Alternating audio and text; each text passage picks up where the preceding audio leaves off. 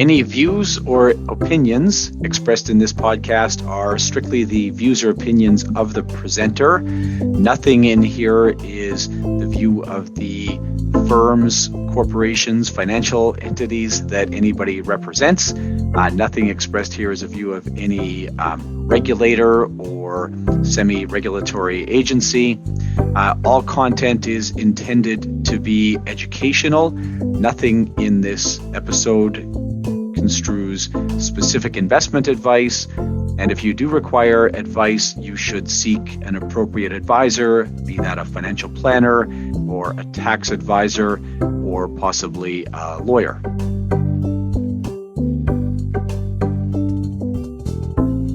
Hi, I have a small correction for this episode. There are no life insurance credits for Alberta or A&S credits for Alberta for this episode. All other credits are the same as I announced them at the beginning of the episode. Just no Alberta Life or Alberta A&S credits. All other credits are unchanged. Thanks very much for listening or watching. Welcome back to the CE Drive podcast. This is Jason Watt. In today's episode, I'm going to be talking with my coworker, John Howie. We're going to be talking about the real estate business, and that does mean a smattering of insurance CE credits. So this isn't perfect in all jurisdictions for CE credits, so listen up for the CE credits here. So I don't believe this is going to get you CE credits in British Columbia. I look forward to BC implementing its pre-accreditation or pre-approval regime because it'll clear up this kind of thing. But this is not directly insurance talk. It's really financial planning stuff. So I don't think it'll qualify in BC. Maybe. Alberta, one life insurance, no accident and sickness credits. Saskatchewan, I don't believe this would be good for a credit in Saskatchewan either. Manitoba, this would be good for a credit. Ontario, this would be good for a credit.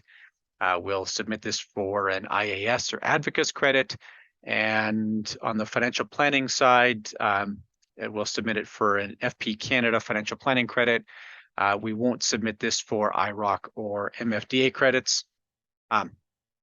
So the conversation here, of course, with John Howie, who built our real estate training brand. And for those who have done the drive up and down the QE2 in Alberta, you'll see the billboards there along Highway 2. There's 3 billboards for Relo, really prominent, really looks great, actually. I like driving by them. It's, I think, a testament to the level of commitment that We Know Training has to that real estate brand, and just good blue and yellow, bright advertising. So yeah, well done to our marketing team for that.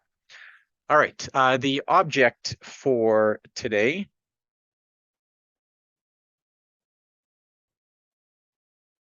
which I placed just out of reach. It's sort of a weird one, but it's my Dollar Shave Club subscription, my razor blades. And these razor blades, I've been buying Dollar Shave Club razor blades. I buy the second cheapest ones. I need to shave every day. I'm a daily shaver. I have I can have a 5 o'clock shadow by about noon. I find they're a great deal. I'm not getting paid to promote them or anything like that, but I actually think there's a financial planning sort of tip here, and that is around subscription services. There are some subscription services that I think are worthwhile, and this is a good example. I think I spend $3.99, it's either $2.99 or $3.99 US a month, actually every second month, on razor blades. Back in the day before I had this, used to have to go to Walmart or whatever, get somebody to unlock the safe. You know, they have razor blades in that safe because they're stolen so often, I guess, and drop $20 on razor blades. Even if you buy them at Costco, they're not that much cheaper. So I think this is one subscription service that that really pays off. And I think that we can look at those little cost saving tips here and there, but to me, I'm probably saving roughly $100 a year by using that subscription service. And I found it very good. I found customer service excellent and all that kind of stuff. You can tell it is their business model and they really live by it. So razor blades. All right, we'll roll into the discussion then. And after the discussion, I just want to talk about some upcoming episodes. So thanks very much. And again, you'll hear John. I think he's got a very similar approach, or maybe I have a very similar approach to him, to how we understand our industries. All right, I'm here today with John Howie. John is actually a coworker of mine. He's in the, if you look in the darkness behind John, that's a space where I sometimes spend some time. So great to have you here today, John. Can you give us a little intro, who you are, what you're doing, working alongside me, I guess? Sure, no problem. It's only dark behind me because it's early enough in the day that nobody else is in the office yet, just so you know. I am John Howie. I am the director of mortgages and real estate for We Know Training. And part of my task at We Know Training was to build a brand new real estate school called Relo. And we launched that in June of this year, and it's been in operation for a couple of months. It's offering pre-licensing education for anybody who wants to work as a real estate professional in the province of Alberta. Perfect. And you have an extensive background in education, John, much more than I ever had. Can you sort of go through your curriculum vitae there? Well, this might take up the entire podcast then, depending on how much time it takes, because I've been around for many, many years. I actually started my career off even before this, actually. I'm going to dial the Wayback Machine all the way back for you. When I was in university, I had so much fun during the first year that I was told I should take a year off and go and find myself. They called it the Dean's Vacation List. It was one of those things. It was lots of fun. I got a job at a law firm in downtown Calgary as a clerk. So I was actually the photocopy guy. I was the guy who would like deliver mail around in the cart and everything like that. It was a fantastic job for a 19-year-old kid. I got to wear a tie every day and go and hang around downtown. It was so much fun. While I was in that job, I got to know the technology we were using really well. They had a new accounting system. It was called the Pyramid Accounting System, and I was really good at it. So good that my boss said to me, "You know what, John, you need to go and teach this to the secretaries." And you could call them secretaries at that time because that's how old I am, just to be clear. You need to go and teach the secretaries how to use this pyramid accounting system. So I'm a 19-year-old kid and I've got a room of about 20 legal professionals in a room, and I'm teaching them how to use this accounting software. And I saw the little light bulb go on top of somebody's head, and I saw it go on top of somebody else's head, and I kind of went, "Holy cow, I'm getting a feeling of satisfaction I've never actually felt before. I think I know what I want to do with my life finally." It's like an epiphany. The heavens opened up, and it's like, you know what, you're good at something. You finally found your thing. So I actually went back to university right then, and stayed at the law firm and worked there part-time while going through university, but went back to school and became a high school English teacher. And I taught around Calgary for a little while. I actually did 2 years in Wetaskiwin, and ended up using my education degree to do all kinds of interesting things. I actually taught in the United Arab Emirates for a year. I taught in Monterrey, Mexico for a year as an English immersion in an English immersion school and that type of thing. So I used my education degree and had lots of experience with that. And then I sort of got pulled into the corporate training world. And one of my big corporate training jobs was the manager of education for the Calgary Real Estate Board. I was at the Calgary Real Estate Board when there was essentially a fight going on about licensing education in the province of Alberta. In the past, the Calgary Real Estate Board and the Provincial Association and the regulator all worked together and offered face-to-face training for anybody who wanted to be a real estate agent in Alberta. But the regulator made the decision to take all the training into their house and put it 100% online. So when they did that, it was essentially taking planned for budget monies from the provincial association and all the different boards and everything like that who would do a revenue split. So I was basically hired to try and fix the revenue problem through training, which is not the right way to go to training, but I was able to do it. So it was one of those things where I really got to know the industry very well. As a part of that experience too, I got to essentially work in every single province in Canada because we were part of a lot of national initiatives. I've had a meeting at the only reason I can say every province in Canada is because I had a meeting in the airport of Montreal one time.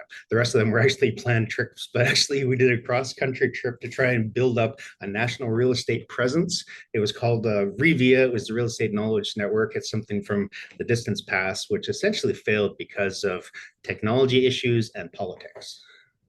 Interesting.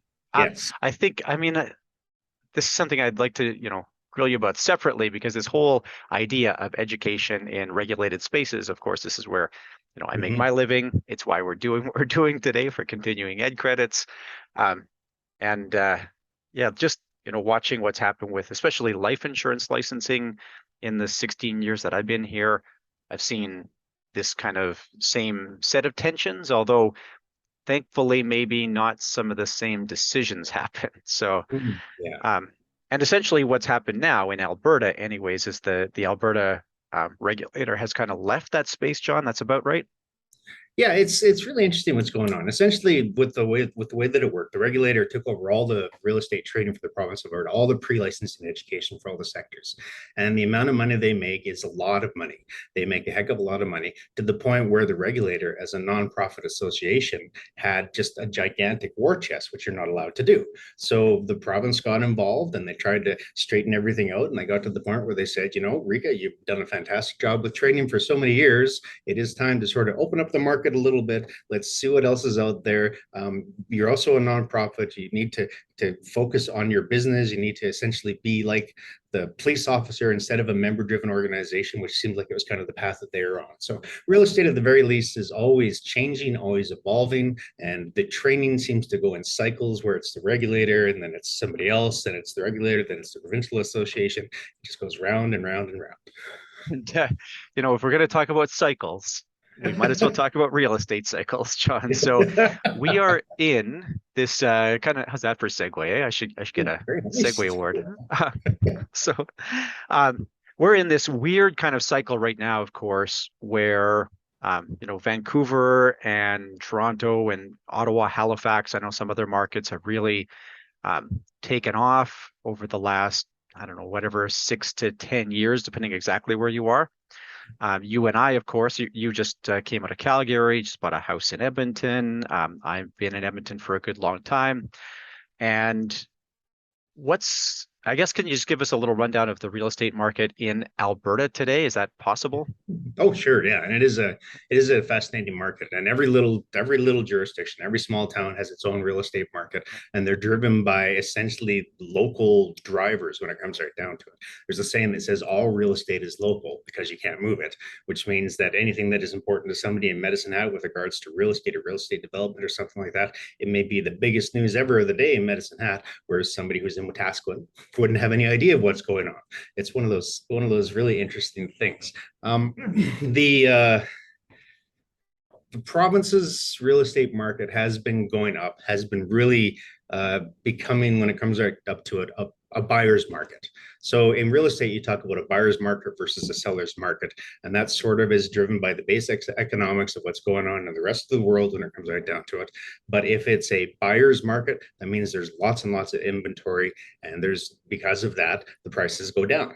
But it's a seller's market, that means there's not enough inventory and the prices go up. So it's the kind of thing where it's almost like market forces have an impact on what's going on in real estate, and it starts a little bit of a trend, and it's almost like the price of real estate follows the trend, it chases it. So if the market's going down, real estate's, everything else kind of gets pulled down when the market goes down, and then when the market goes to right back up, real estate kind of pulls back up. Both of these markets, buyers markets and the sellers market, a person who is a good realtor can thrive in these markets, because when it comes right down to it, if you're in a seller's market, then there's a specific type of activity which you can focus on. And if it's a buyer's market, there's a specific type of activity that you can focus on. There's a saying in real estate, they say if you don't list, you don't last. So you need to have the listings in place when it's a seller's market. There's all kinds of little things like that. But when it comes right down to it, the province of Alberta's market has been going up and up and up. It kind of goes up and then down a little bit, then up and then down a little bit, then up and then down a little bit. And they've been talking about the need for a correction for a long time. We're in a little bit of a dip right now, just at the start of one of these little dips. The market has been crazy for just about a year now. It's finally starting to cool off a little bit. Now, contributing to this sort of cyclicality, of course, is the condo issue in Edmonton and Calgary primarily. I think that's mostly where you see it. Yeah. And I think you and I both know quite a few people who are upside down on condos purchased, especially about 2007 to 2010 thereabouts, Yeah. where you're still in a negative equity position. Can you talk about what has caused that, John? Do you have a sense for that?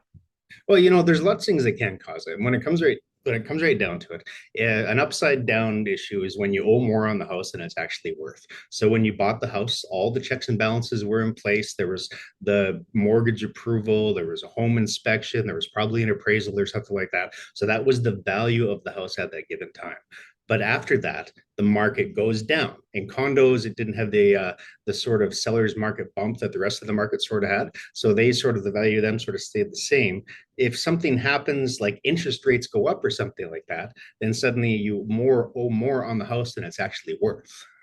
There's lots of things that can happen that can sort of impact it. You could be at the point where the it usually has to be some kind of an external factor when it comes right down to it. It has to be something to do with the market or something to do with loans or something. It can be something that happens to somebody personally where they overextended themselves on some kind of a loan situation. But at the end of the day, it happens when somebody owes more money than it's worth. And I remember in the 80s when people were so upside down on their houses and things like that, people walking into the bank with their keys and dropping them on the desk and saying, "There you go, I'll take the bankruptcy. See you in 7 years." Yeah, the jingle mortgage and all that good stuff, right? So Yeah, yeah, that's true. Yeah, yeah. you have to think about how desperate somebody has to be to get to the point where their house, where they've had all these hopes and dreams and their family's memories and everything like that, and they basically say, you know what, I have no option here. I have to basically go and drop my keys off at the bank and rent and wait for the interest rates to cool down again. So now going back to the course, so you have the sort of introductory, that licensing real estate course. How much of this kind of thing is covered in that course? How much like market cyclicality and dealing with cyclicality, and even, you talk about individual circumstances. How much of that shows up in that basic course? It's actually there's a surprising amount of detail with regards to the economics of the situation. Quite frankly, because realtors are going to have to explain these things to potential clients. The license and education in to become a realtor in the province of Alberta is huge. It has more pages than the entire Harry Potter series. Quite frankly, like it's a gigantic chunk of training, and it covers a heck of a lot of things. But it's really only the start of the learning for a real estate professional. When it comes right down to it, yes, it's a big bulk of training. You need to pass a test, and we give you everything you need to pass that test. But your learning as a real estate professional needs to go on through your entire career. One of the comments we've heard again and again and again about the licensing education for realtors in the province of Alberta is that it teaches you to pass the test, but it doesn't really teach you how to run a real estate business. So it gives you the knowledge and information you need to be able to be successful, to understand the rules of the road, for a perfect example. But you don't really get the experience. You don't really have the opportunity to learn all the things that you need to know about being a realtor. So the ongoing training is absolutely needed, and it's something that we're doing at Rello to try and really pick up the slack.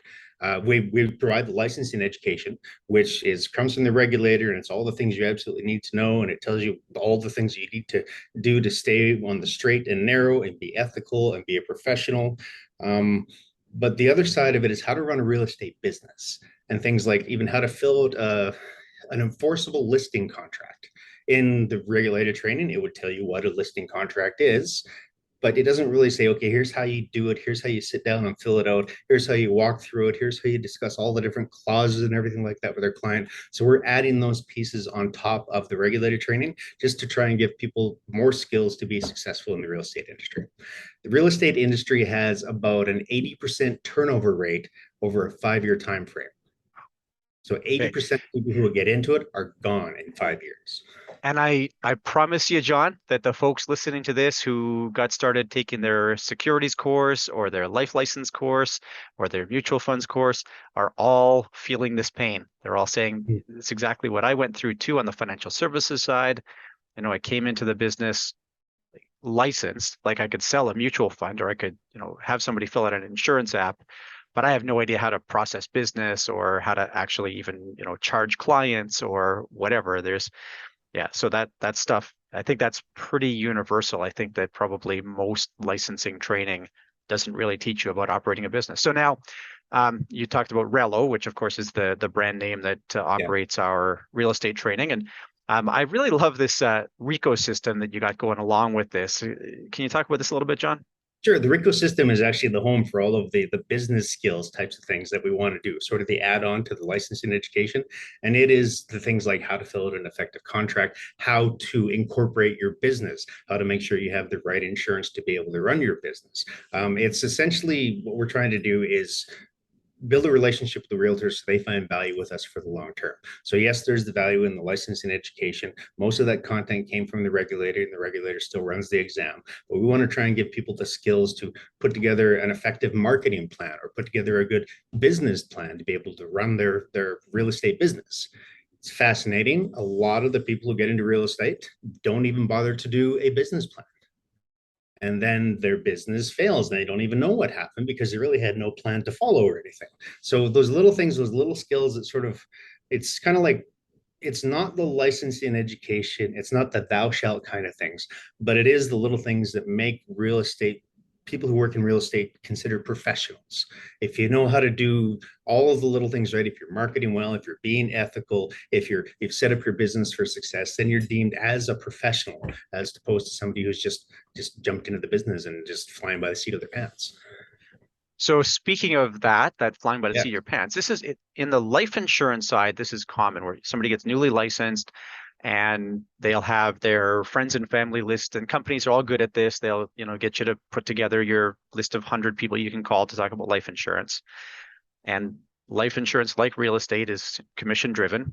So it's very normal that first year or two is very lucrative actually, where you go and you kind of close all that friends and family business. And then a lot of folks kind of, like you said, lack a business plan, don't really know what they're going to do after that. And that's where we see that attrition in the insurance space. Is that kind of a similar pattern? Like you get all the people you It's know. the exact same thing. The exact same thing in real estate. People get into real estate and they have high hopes and all these dreams and everything, and then they sell to their aunts and uncles and cousins and friends and everything. And they think, oh, this is the easiest job in the whole wide world. I can't believe how much I made for this. I'm gonna go out and buy a Cadillac. And then they run out of friends and family, and they still have the Cadillac and the Cadillac payments because they didn't really make a plan. They didn't really have any idea what the long term success was going to require. And do you hear from folks, John, when they're struggling like that? Do they reach out to you and say, John, I'm thinking of leaving the business, or, what do you do at the whatever 24, 36-month mark? Do you get those conversations with your ex-students? I do actually. They call up every once in a while, or you run into them at random at the real estate event or something like that, and they will talk about how much they're struggling. And the first comment when somebody is struggling in real estate is, "Have you talked to your broker about it?" In order to work in real estate in the province of Alberta, to sell residential or commercial or rural real estate, you need to report to a broker, and the broker is the one who's supposed to provide the most support. The broker is the one who's supposed to be there for your training, is supposed to be the one who helps you over the humps and make sure that you're on the right side. Because at the end of the day, the broker has responsibility for it, legal responsibility for it. So if they aren't getting the support from their broker, it's probably because the broker is incredibly busy and being incredibly successful, or may have a couple of agents. I've actually found that when it comes right down to it, people don't want to call their broker. They don't want to call and ask for help, which I don't understand. So that the first thing I said is, you're paying this guy to be your support. And if he's not supporting you, if you're not being successful, this person, this broker, whoever it is the one you should call first. But we sort Do you of think have that conversation. Yeah, do you think it's a question of like the illusion of success? Like if I call the broker and ask for help, then it's obvious that I'm not doing as well as as a, I don't know, as outward appearances. Like, is that oh what it yeah. is, or? Yeah, it is. It's very much. They have this persona that they built up with. They've sold to their aunt and uncle and all their friends and everything like that. And they have the nice suits and they've got the Cadillac. And suddenly it's like, oh, I'm not all that successful. I need some help. And a lot of times when people need help, they struggle to ask for help. Not me. I ask for help. I have no problem with that. I have no problem with Right. saying I don't know how to do this. But yeah, it is a struggle for them. But when it gets right down to it, when we actually get past the broker conversation where you have to talk, you're paying this person to provide your support, and we start talking about how to improve their business, there's several different ways you can go. But when you're having this kind of a lighthearted conversation where you run into somebody, you don't have a lot of time to get into detail. So real estate has so many ways you can approach it. You can improve your marketing. You can start to do events. You can volunteer. But when it comes right down to it, it's about making connections. I've heard real estate described as a contact sport, which means you need to make contact, you need to stay in contact. And it can be by phone, by fax, by whatever you want, but you need to make contact and stay in contact. And when you do that, you're building trust, you're building relationships. And at the end of the day, when you look at the stats, success in real estate comes down to a numbers game. I need to talk to 114 people in order to find one solid lead that turns into a contract. I need to Right. talk to 78 people to get 16 leads, which turns into one contract or something like that. So I started asking people the numbers game. You'd be surprised at how many of them don't even track their contacts. They aren't tracking it. So how can you actually measure your performance when you're not tracking your performance? And of course, they don't think about that type of thing when they're trying to be successful. They just want to get out there and start trying to do the work. They figure it's going to come their way through all the way that it did in the past, but you need to figure out a way to make contact with Yeah. And again, we're going to have a whole bunch of life insurance folks who people. are feeling this pain as they hear this. There is Yeah. this kind of inverse of this now, not really on the life insurance side so much, but on the financial planning side of the business, where there's this idea that, like, can you make a business work with 50 households or with 100 households or some number like that? And it's this concept that you kind of settle in and you don't spend so much of your time in that contact sport element, or all your contact sport stuff is with your existing clients and centers of influence. So But and it makes so much sense because your existing clients have already said yes to you, and they're the ones who trust you and believe in you, and they will be one of your best resources, and then we're your best source for referrals. It's easier to get business when somebody has already said yes than to grow it organically. yeah, but that's tough on the real estate side, I'm guessing, because other than people who are big, like real estate investors, it's going to be hard to find that recurring revenue type of client on the real estate side, isn't it? It is. And one of the ways that we talk about how to do it, and this is something that isn't actually in the regulated content, but we do an add-on, is we talk about your sphere of influence. Right. You have your family of origin, your family people, but you have a sphere of influence, which may be the people that you are in the Legion with, or the people you golf with, or the people that you run into at the grocery store, or something like that. How do you actually contact that sphere of influence and do it in a way that still is professional, so you're not the sleazy real estate guy, but how do you actually work those spheres of influence? And once you've completely worked that sphere of influence, how do you transition to another one? Do you join another club? Do you move to another town? Sometimes people take drastic steps in order to be able to keep their business afloat. Okay. Yeah, and I think about this. I have involvement in, and I'm not Dutch. But the Dutch Canadian Club. I have some tangential involvement here, and I think about a fellow there who, he advertises in the newsletter and all that, but also he genuinely chips in on, like, he's involved in projects and he really Mhm. puts his mind to work. And I think that's a good example of building that sphere of influence, right? That's Yeah, and how to actually leverage it in a way that isn't hi, buy real estate, hi, buy real estate, hi, buy real estate. That's one of yeah. the big challenges. I volunteered with a conference committee to try and help this conference out. And we worked together for about 6 months on this project, and you'd meet every week and touch base and everything. And there was a guy who was a workhorse on it.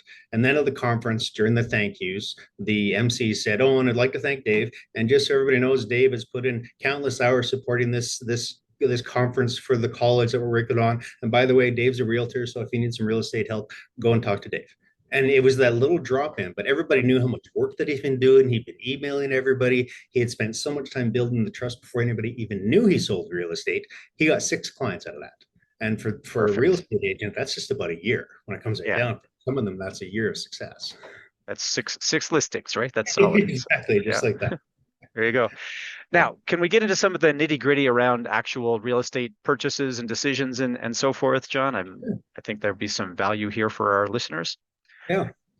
Okay, so I want to look at the first-time home buyer. Okay. And the first-time home buyer, um, this is somebody who, may have worked with a financial planner, like you might have put together a home buyer's plan, or maybe now we're working with this ridiculous first-time home savers account.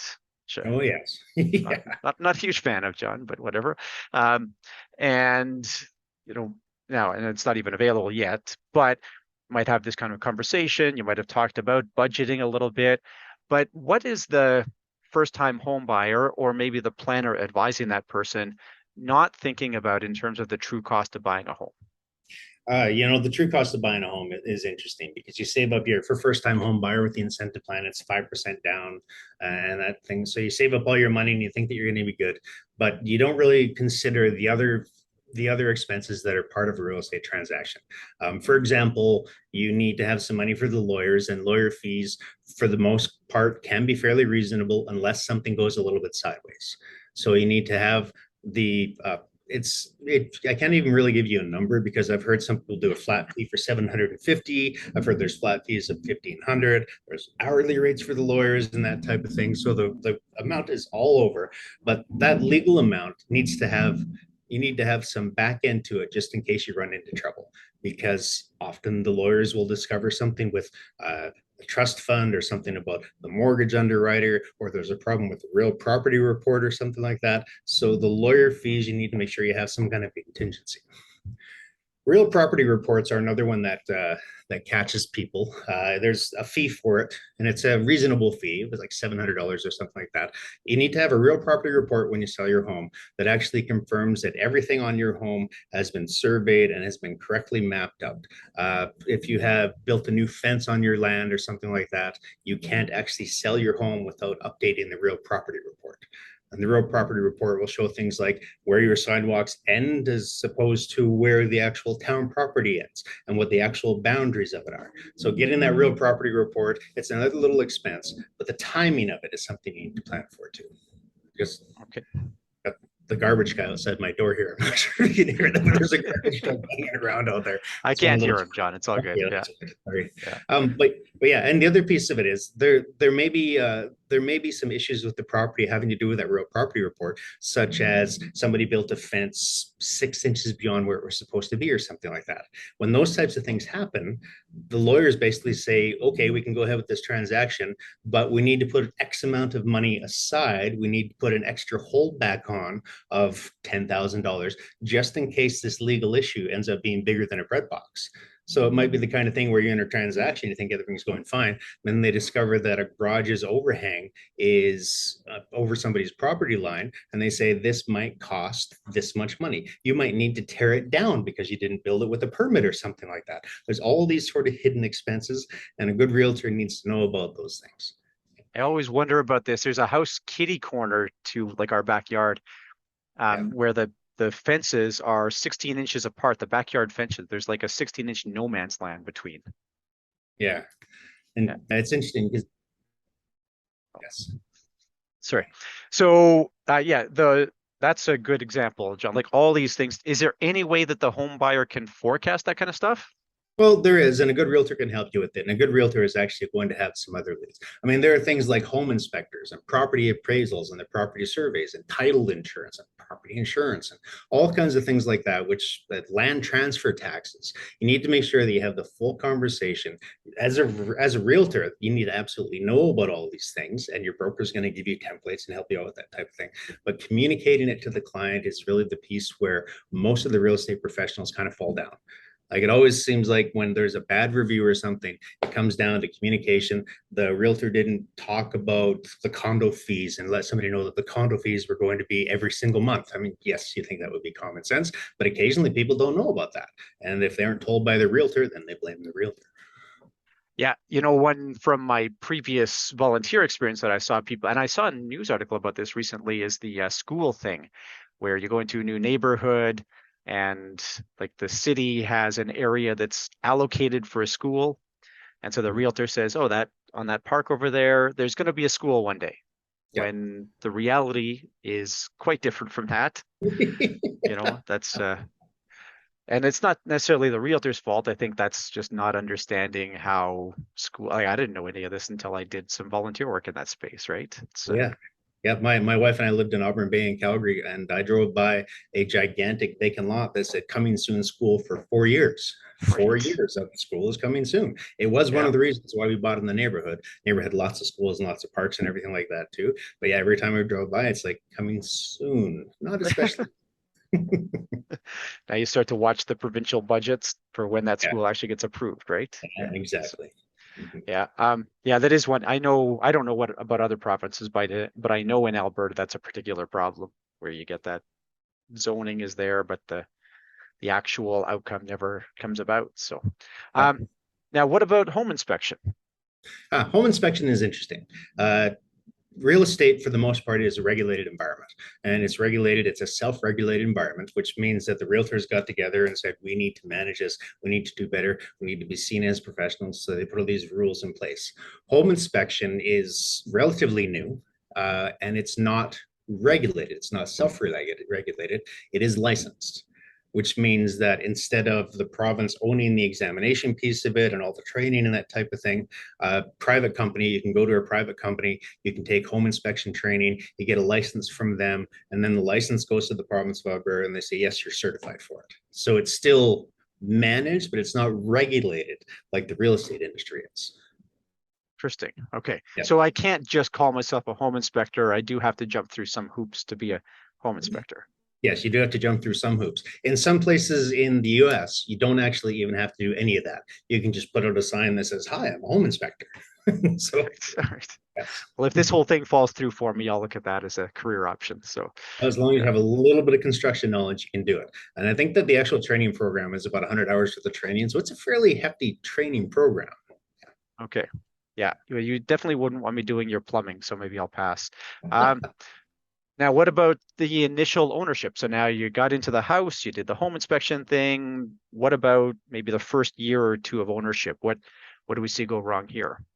Well, there's a few things that can go wrong. Probably one of the biggest things that happens in the first sort of year of ownership is people discover something about the house that wasn't immediately apparent. In real estate, for real estate professionals, the easiest way to not get into trouble is to disclose.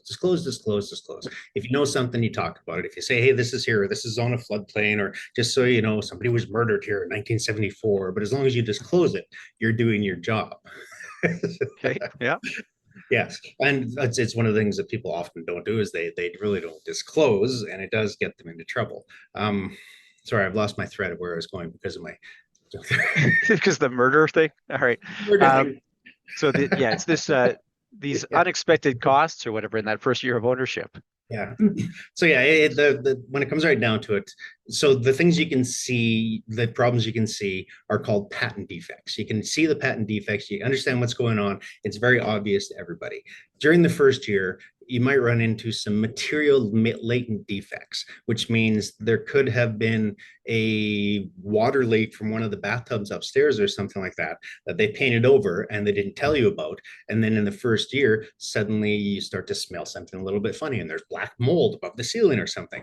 Not your fault, not the realtor's fault, not the home inspector's fault, because a home inspection, they're not going to cut the roof off to see if there's a hole in there. So there are provisions within the Real Estate Act that basically say, even if you don't know about it, somebody still has to pay for it. In real estate, they have errors and omissions insurance. They have a few things that will sort of cover the realtors in this kind of a practice. But quite often, the realtors end up having to pay for it. Like there have been times that where, as part of a contract, the realtor forgets to note that the backboard for a basketball net should be included in the contract or something. And then when the person moves into their new house, oh, I thought that there was going to be a basketball net and it's not there. And I thought this piece wasn't going to be not there. So there's things that sort of come out of the realtor's pocket because they didn't put it into the contract. These material latent defects, though, they can be a big deal. If the realtor didn't see it, then he doesn't have any liability for it. The home inspector couldn't have seen it. So when it comes right down to it, it can be a huge hidden expense and involve a lawsuit to try and get reimbursed for the money you had to spend to fix this defect. And that's, of course, assuming that the person who sold the house knew about it. In the example of a bathtub that leaks, yeah, of course they're going to know about it. But if it's something that was a little bit more insidious, or it was something like, I don't know, bugs or mice in the wall or something like that, there's a lot of conversation about who actually has to pay for it, who assumes the liability of it, has to be decided by the courts. What about new home versus existing home? Like if you're the first owner of a home, does that change? It does a little bit, and you're mostly because you're covered under the warranty. There's the Alberta New Home Warranty Program, and each of the builders has their own warranty. For the first year in a home, they essentially, in my experience anyways, for the first year in a home, a new builder will be there for you and give you a full year to come in and fix everything. In one of the houses that I sold was a new house several years ago, and it had a beautiful curved wall beside a curved staircase. Curved drywall, not an easy thing to do. In Oh, the first year, one of the pieces of drywall started to slide a little bit. For whatever reason, it settled out, the ground settled, whatever it was. So this beautiful feature wall in this gorgeous, gorgeous home, the drywall was essentially tearing itself apart. Yeah. The owner was in there right, the builder was in there right away. They said, "Oh no, we'll fix that for you, no problem whatsoever." We knew it was going to settle. We knew this was a possibility with one of these walls, and on and on and on. But the builders, they of course believe in their products. When you get a good one, they have their own warranties, and they want to make sure that everything is covered. Is there anything a home buyer or the realtor can do? Like, is this all reputational, picking a builder that is going to stand by what they've delivered? Is there any other way to do that? Well, there is the Alberta New Home Warranty Program, which provides an extra layer of protection. It is part of the caveat emptor kind of a situation. You need to do the buyer beware. You need to do your research. It's like hiring somebody to do your renovations. It's a little bit more regulated than that. But if you don't do your research, there's a chance you might sign on with a builder who is going to be bankrupt and the business will be gone in 6 months or 3 months or something like that. And if that happens, you really have no recourse when your drywall starts to slip. So you have to really make sure you buy from a reputable builder that you believe in. Okay. Yeah, Yeah. that's it. And do you see that? Is that the realtor's responsibility? Is that the home buyer's responsibility? Where does that fall? Well, it's actually really interesting because when you go through a builder, you don't have to use a realtor. A Oh, builder that's fair. doesn't Yeah. have to actually have a real estate license to be able to sell a home because they're a manufacturer when it comes right down to it.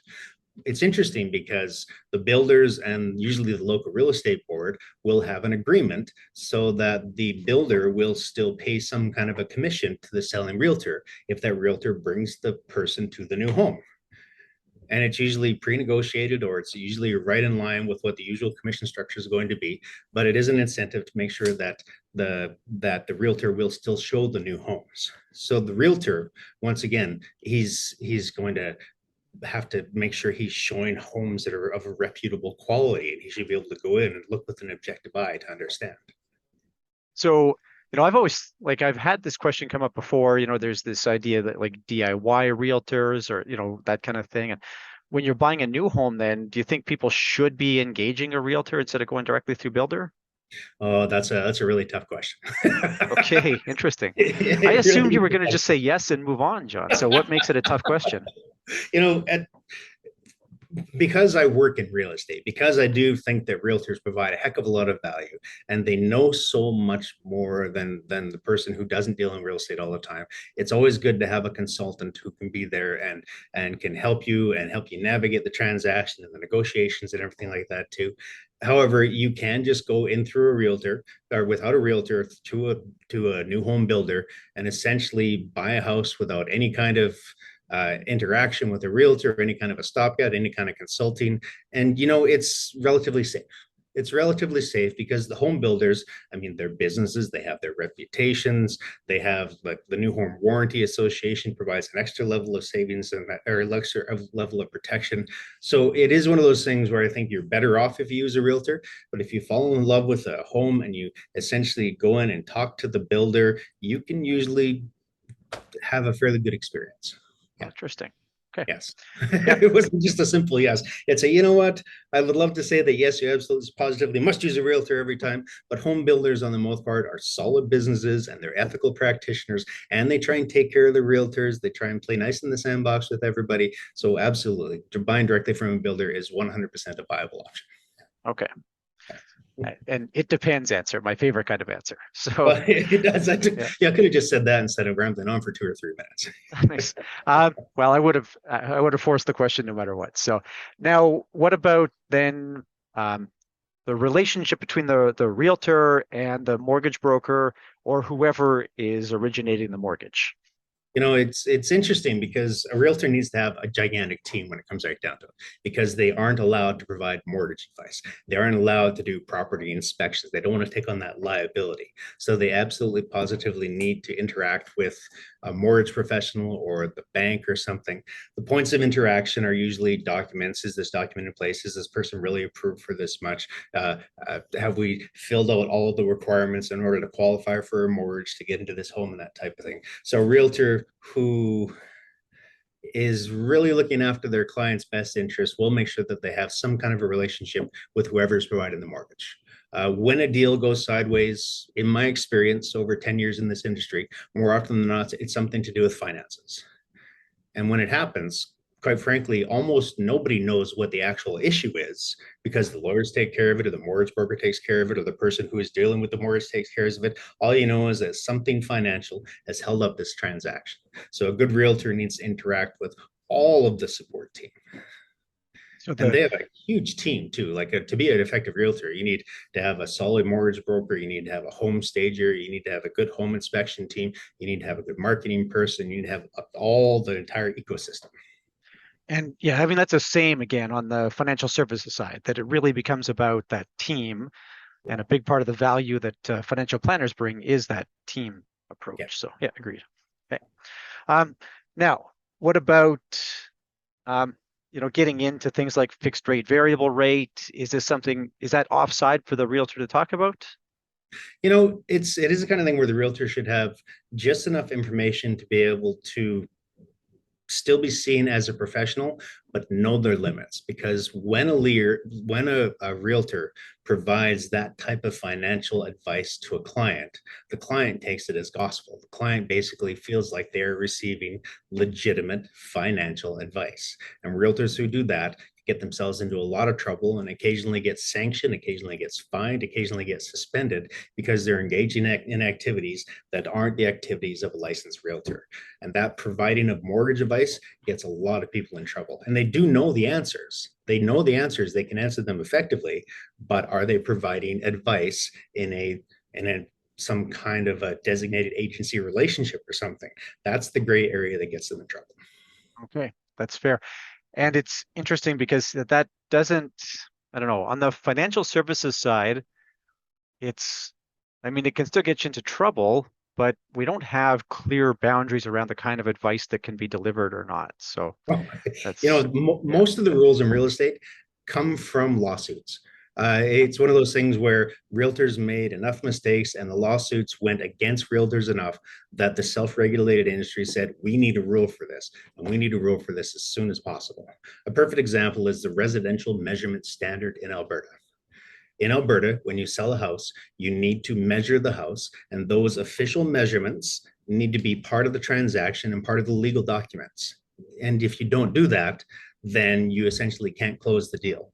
The reason it came about because there were so many lawsuits due to the misreporting of square footage in condos or the title of a parking lot or something like that. There were so many lawsuits that they said this is enough of an issue that we need to create a rule. It'll cost us less money to enforce it than it's costing the errors and emissions insurance to pay out the problems.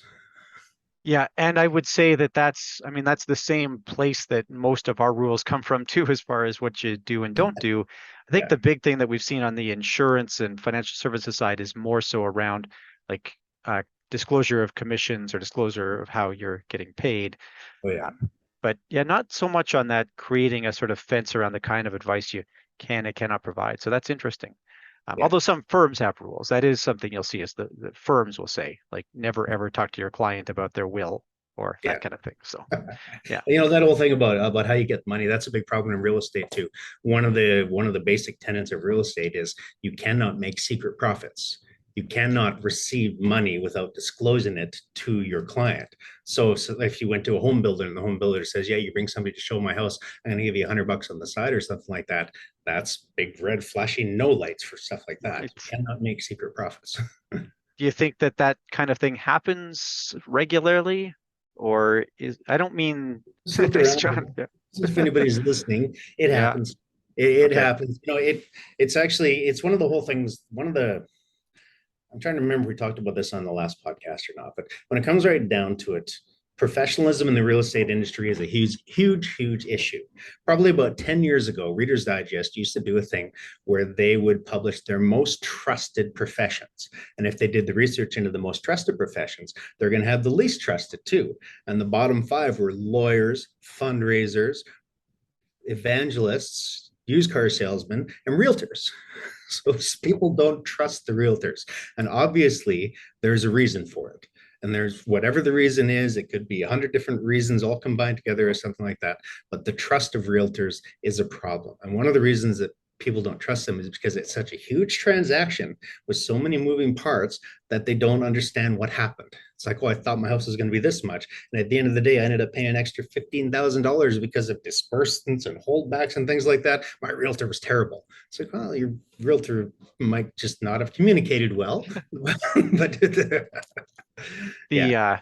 that trust issue is it's funny because you see the same thing on the or the financial advisory side, right? Where people like financial advisory often also ranks low in those surveys. But what happens though is people say financial advisory as a practice is low in that trust scale, but my financial advisor is very trustworthy, right? And very That's similar in real estate. But yeah, the ones who stay in it for more than 5 years have a huge amount of trust. They've built up their yeah. business to the point where it's self-sustaining. Those are the guys who get the, oh yeah, my real estate professional is fantastic. One of the basic problems with the industry is that 80% turnover rate over 5 years. You don't really have enough time to become a true professional or an expert in your field. You're certainly not an expert in your field after taking the pre-licensing education, just like you're not an expert driver as soon as you pass your driving test. It takes a little bit of time to get comfortable, to know all the different ins and outs and all the different things can impact it. It takes like 2 or 3 years before you really know what's going on. You don't know what you don't know for the first year or two. And that's where you build your professionalism. But sadly, that's where a lot of the people are checking out of the industry. So the turnover is one of the reasons why people don't trust their realtors. That makes a lot of sense, and I totally get that. Now, can we just talk briefly here about experienced homeowners? So, this is you, like you just bought a place within the last year now, right? Or, you know, um, but somebody who is in their third or fourth home and switching, they're moving for work or moving because they, change location, downsize, upsize, whatever it happens to be. So what's different for that experienced home buyer versus the first time home buyer? No, I think when it comes right down to it, the first time you do anything is new, and it's the largest transaction for most people in their entire lives is Yes. buying a house. So the stress of it is gigantic. And the first time you go through something like that, you're thinking about your entire future and what goes wrong. And I'm going to lose my deposit. I don't even know what the deposit is for. And everything gets so confused at the very beginning. After you've been through it once and you've had, hopefully, it was a smooth transaction, even though it was a couple of bumps, because you've done it before, you know what to expect. You know whether or not you had a good realtor. You know what a good mortgage broker does. You know what to expect with regards to the closing costs and everything like that. So when you go through it the first time, it's scary and it's intimidating. And it's like I say, it's a huge purchase, which is one of the reasons why some people focus on first time buyers. Um, the experienced buyer is also going to have an understanding of what it requires to make the payments every month and knows the interest rates have already had an impact on their sale and that type of thing. And it's all just based on the experience. I wouldn't say that I would recommend to anybody going into one of these transactions without a professional to help, without a lawyer or without a realtor or something like that. Yes, I know a heck of a lot about real estate, and this is what I do for a living. I still used a realtor to sell my house in Calgary just because I don't have the time to do it and I don't have all of the infrastructure and support. And we were doing it in a hurry.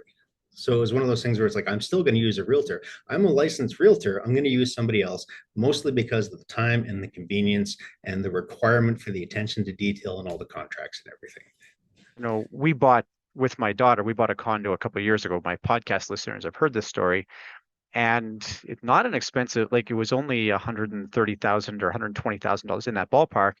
And I, so I know that the real estate agent made some commission on it, but I looked, I looked at the amount of work he put in Mhm. and I'm thinking what the approximate commission on that thing was. And I think like, I don't know that I would do that work for that, John. I thought for a relatively small piece of property like that, that's a Yeah. lot of work.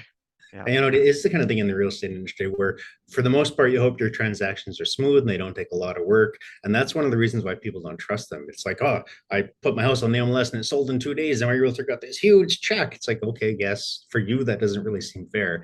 What you don't understand is the other piece of the transaction where the realtor has to work on a $130,000 condo and ends up putting in 70 hours just getting it to the point where they can get it ready for sale or something like that. So there's all the work that goes behind it.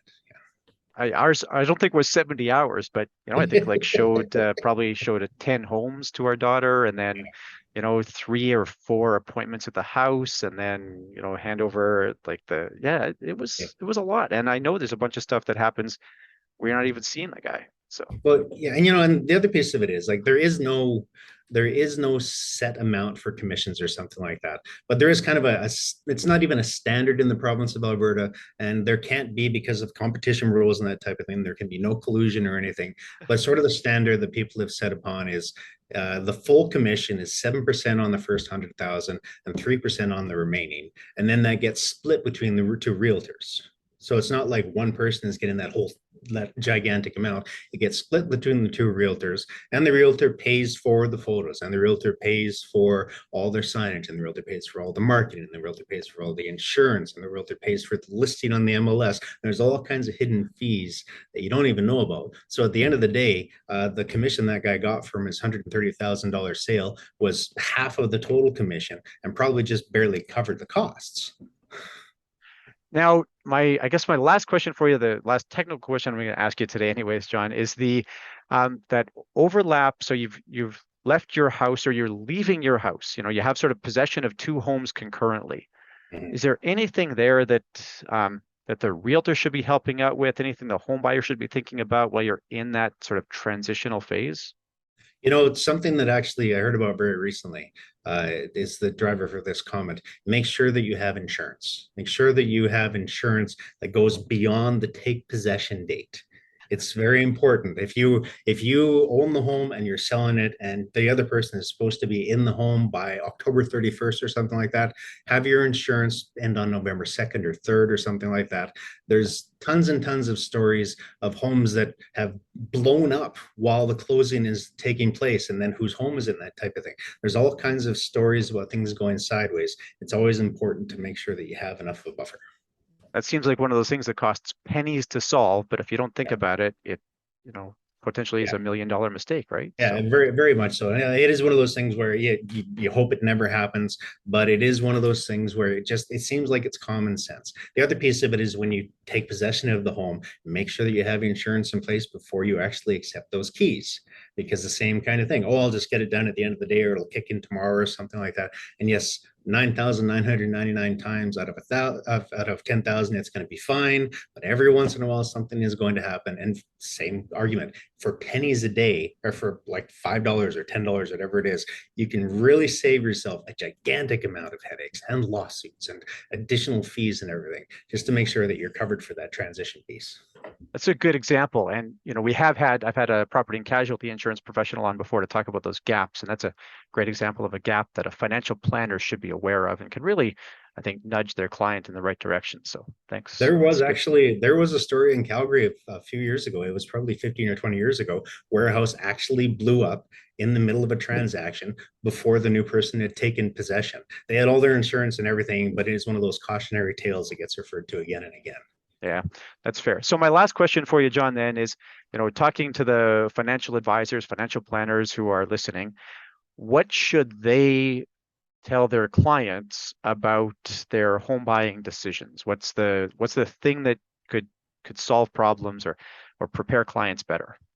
I think probably one of the biggest pieces is that it is the purchase of a home is the biggest transaction in most people's lives. So their stress levels are high, high, high, high, high. And people who are doing it for the first time, it's exponentially increased. Like there's so much stress involved with it. There's so many emotions that are right on the surface because it's such a big number.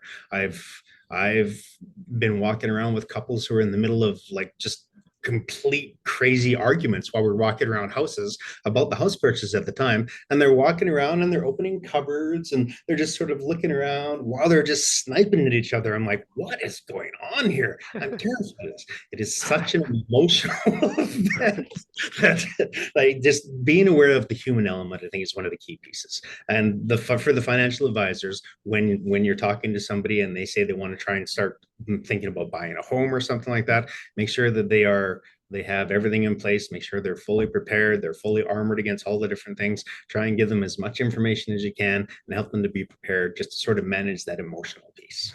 Yeah, perfect. That's really great advice, and that ties in very nicely with what we see in the financial planning curriculum today, which is this idea that, when people are under stress, it's a suboptimal time to make other decisions. So Yes. yeah, Yeah. 100%. So yeah, great advice, John. Yeah. Any parting words for us?